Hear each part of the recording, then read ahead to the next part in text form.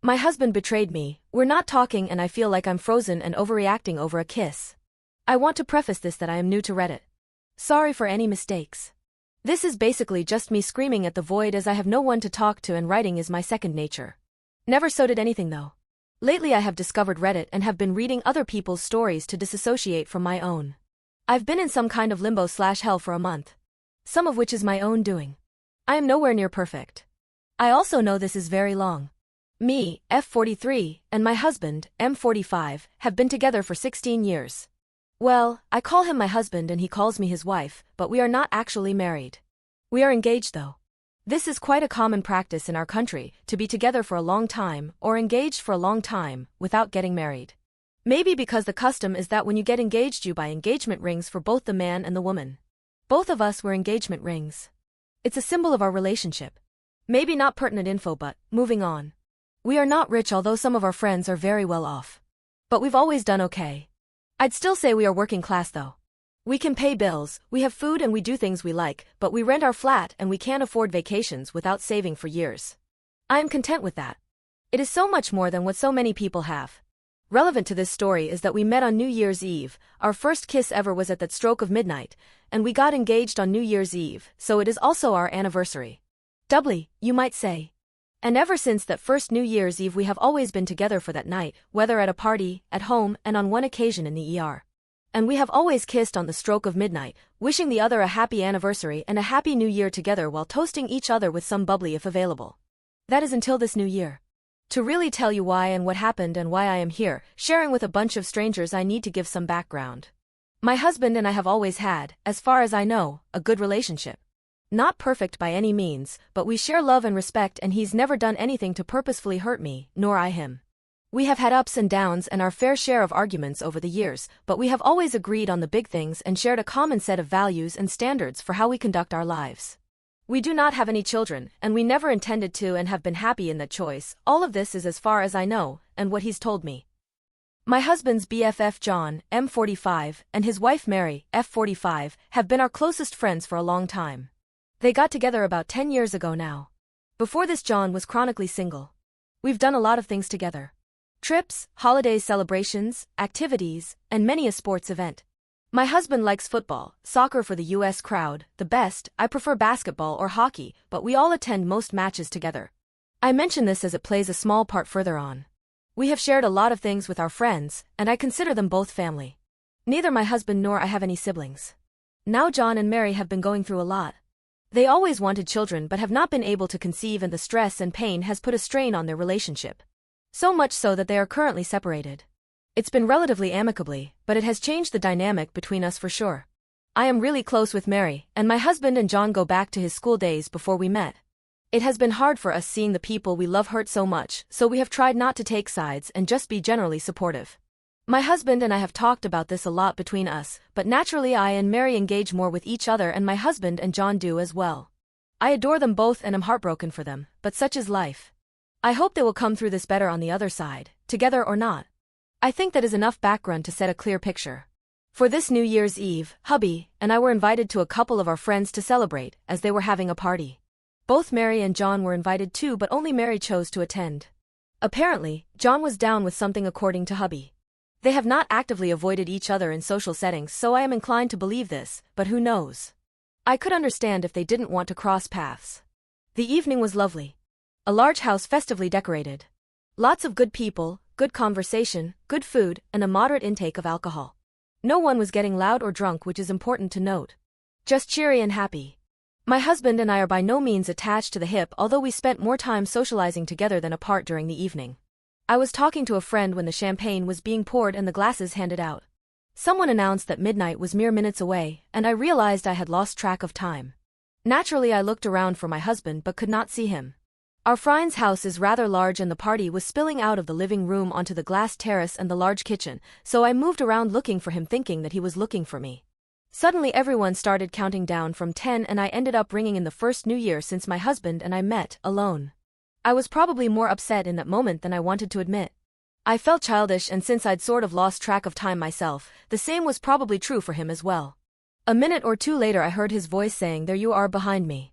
I turned, smiled, admittedly expecting a kiss. He just pecked my cheek stiffly while frowning and said he'd been looking for me. I said I had been doing the same and that I was sorry we missed our kiss. I can tell you, the kiss on the cheek had felt more like a slap. I felt struck. There was no hug, no kiss, no Happy New Year from him. I told him Happy New Year and Happy Anniversary and raised my glass to toast him. He just looked at me and then at his empty hands and said yeah, then mumbled he'd put his glass down. By now I felt like crying. Not over the missed kiss as the bell tolled, but at his strange and distant behavior, and I was starting to get a little suspicious feeling nagging in my heart. Also, I was second-guessing myself because he has never given me any reason for suspicion or jealousy. It is not something that has been a part of our relationship. I just nodded and felt the need to get away from him. I handed him my glass and headed for the bathroom. It was at the end of a small corridor/hallway and was luckily empty. I locked myself in and tried my hardest to calm myself and not cry. Did a few deep breaths, ran my wrists and hands under cold water and calmed myself enough to venture back outside. As soon as I opened the door, I saw Mary standing there. I thought she was waiting to use the restroom at first and told her it was all hers. She had a very odd look on her face and was avoiding looking directly at me. She said she just wanted to say she was sorry. I'll tell you, my stomach dropped, a big lump of ice forming spreading through my body. I said nothing, my throat aching. She said she'd seen us, hubby and I, and she could tell I was upset. She said she understood. She said she just felt awful and needed to apologize immediately, that she never wanted this, and she felt sick. I just stared at her, wondering how bad it was, as my husband had said nothing. Finally, after practically gaping at her, I pulled myself together and asked her to explain her side of what happened, desperate to know. She told me coming to the party felt like a mistake. She said she felt lonely living alone in her and John's flat and she couldn't face sitting at home, so she still decided to attend even though he might be here. She'd been relieved when he wasn't. She admitted it had been harder than she thought seeing him socially when everything between them was so fragile. To be honest, I was wondering when she was going to get to the point and felt far from sympathetic. I think she sensed this. She told me she had suddenly felt anxious at the party. Everyone being so happy and cheerful, she felt unable to join in, and to get a bit of space she had left the common areas and slipped into the empty bedroom of one of the teenagers in the house, intending to sit out the countdown and the cheers at midnight. Just after she'd sat down on the edge of the bed, my husband appeared in the doorway. He'd seen her slip away and wanted to check on her. She said she was fine but needed a breather. He'd sat next to her, offering to talk, and she told me that she told him she didn't feel like sharing. She said he'd distracted her, talking about football, since the two of them were the more avid fans among us, and apparently the room they were in had several team flags and things as decorations. She said she missed going to the games and hadn't kept up with how the team was doing or the league lately, and they had talked about football apparently, until they heard the countdown to midnight. She had stood and said he'd better get out there and to go find me. He had stood too, but by then the countdown was almost finished, and as everyone shouted Happy New Year, my husband had put his hands on her cheeks and kissed her and then told her Happy New Year. She said she was in shock and just left. Then she'd seen him approaching me and seen our interaction and seen me upset. She told me she still felt in shock and nauseous. I think she told me the truth, but by now I was in shock as well. She repeated how sorry she was. Told me she should have stopped him, and she should have pushed him away, and she didn't know why she froze, and repeated how sorry she was. We were in the hallway, but the front door by now, blocking the restroom, was not optimal. She just looked at my face and said she was leaving and asked if I would tell the hosts. She didn't even grab her coat from the washroom where all the coats were, she just left. I don't know how long I stood there. It felt like ages. For some reason, I then went and found the host. Told him Mary had gone home and asked me to tell him. I told him I was tired and felt unwell and would be going too. He looked at me with concern as I thanked him for the evening and asked him to relay my gratitude to his wife as well. I didn't see my husband anywhere and I was relieved. I didn't know what to say. I just left.